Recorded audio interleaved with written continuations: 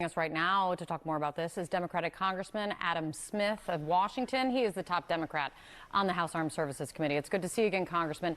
I want to get your take on Elon Musk and some of what Elon Musk said in that impromptu press conference and what he said he found. One of the things that he said is at USAID, he says that he found some officials had been taking kickbacks. Quite a few people, he said, had managed to accrue tens of millions of dollars in net worth while they're in that position. Also, as you heard, they're claiming that they are maximally transparent. What do you think of that? Have you guys received any documentation or any word of any of this fraud he's accusing them of finding? Look, it's unbelievably dishonest and also, I guess, fiendishly clever. Just say you're transparent and assume people will believe it. There's no evidence of transparency, and you've outlined a lot of it in your reporting leading up to this. But yes, he makes these bald statements that are not supported by any facts. There is literally no factual evidence presented of anyone at USAID making tens of millions of dollars. So if he has it, he should produce it. Saying it and not producing it is the exact opposite of transparency. Meanwhile, programs all across the world are shut down. Literally, people are starving to death because they've shut down programs that we committed to. We made a commitment to give a certain amount of money for programs in Sudan and elsewhere that he just shut down without any notice to anybody, breaking a contract, breaking the law because the U.S. Congress and previous president had signed it into law, and having a devastating impact on individuals. And then just the cruelty of it. You have USAID employees stranded all over the world, just suddenly cut off with no help. There's nothing transparent about this process right now. But, they show up in the Oval Office and say, we are the most transparent thing in the world. And we're all supposed to go, well, he wouldn't say that if it wasn't true, would he? Yes, he would. There's also him being an unelected bureaucratic-like official now, going after unelected bureaucrats who he says have more power than you as an elected lawmaker. Let me play this for you. We have this unelected, fourth unconstitutional branch of government, which is the bureaucracy, which has, in a lot of ways, currently more power than any elected representative. And this is not something that people want. And it does not match the will of the people. So it's just something we've got to fix. He says that it's something he has to fix. What is the role that you think Democrats, frankly, Republicans in Congress should have, as DOJ is steamrolling through and President Trump just signed an executive order giving him more power?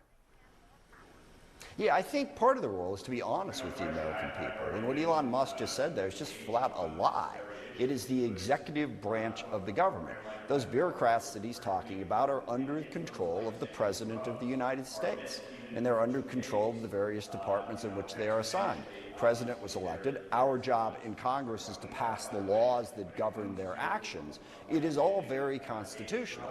And if President Trump disagrees with where they're spending money or disagrees with those departments, then he can follow the law and pass legislation to change it. Or in some cases, he has control over the agencies. He can't just unilaterally block programs that Congress has passed.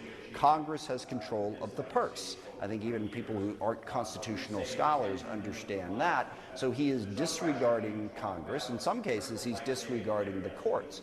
The courts have issued orders blocking them from cutting off any domestic programs. Those domestic programs are still being cut off. So what Elon Musk is doing is he's disregarding the Constitution and ignoring the legislative branch and ignoring the judicial branch. And that's not transparent, and it's not legal. Again, if we want to have a debate about going forward, what should we spend on USAID? I think there are some programs in USAID that probably don't make sense. Fine, let's talk about those.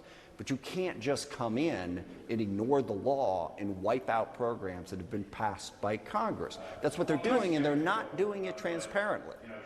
I'm very curious what this means for the Pentagon, because, and that's obviously, this is the department you have oversight over. The Defense Secretary has told Axios that he plans to welcome Elon Musk and the quote-unquote keen eye of DOJ in to scrutinize Pentagon spending very soon. And Donald Trump has said that he wants to send Elon Musk over to look at the military.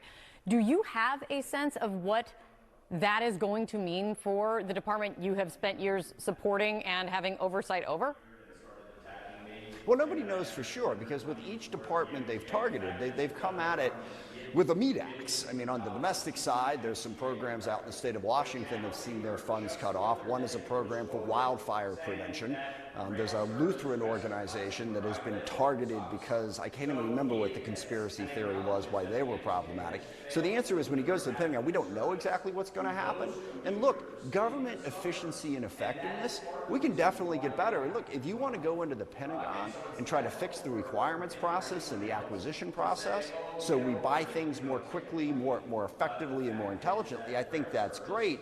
But also, and I hadn't even mentioned this part, a lot of what they're doing is targeting people that just have been critical of Trump. We've seen that with the cutting off of security protection from Mark Esper and Mark Milley and others. So will he go into the Pentagon and simply try to fire anyone who said anything bad about Trump?